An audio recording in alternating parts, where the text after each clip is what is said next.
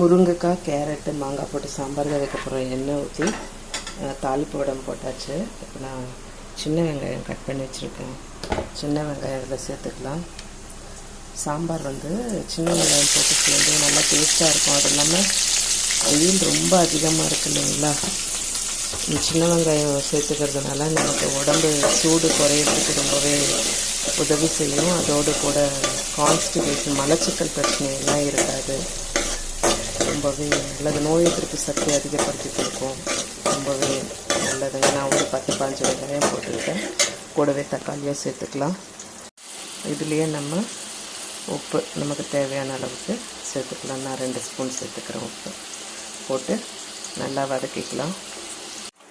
கூடவே கட் பண்ணி வச்சுருக்கிற முருங்கைக்காய், கேரட்டும் சேர்த்துக்கலாம்.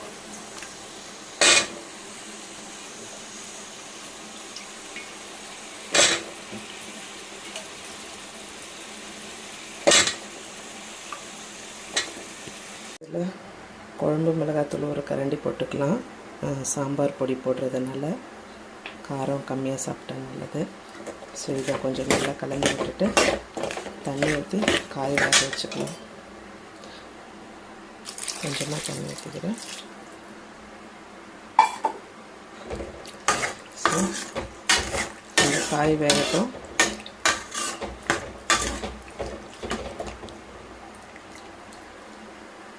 வச்சு சாம்பார் தூள் கொஞ்சமாக சேர்த்துக்கலாம். சக்தி தூள், சாம்பார் தூள் தான் சேர்க்குறேன்.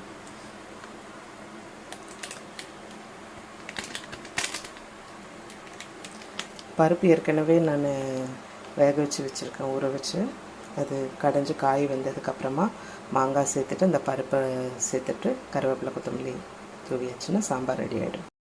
முருங்கைக்காய், கேரட்டை வெந்துருச்சு. ஸோ இதில் மாங்காய் சேர்த்தாச்சு. இப்போது மாங்காய் வெந்துருச்சு. இப்போது பருப்பு கடைஞ்சி வச்சுருக்கோம். அதை அதோடு சேர்த்துடலாம்.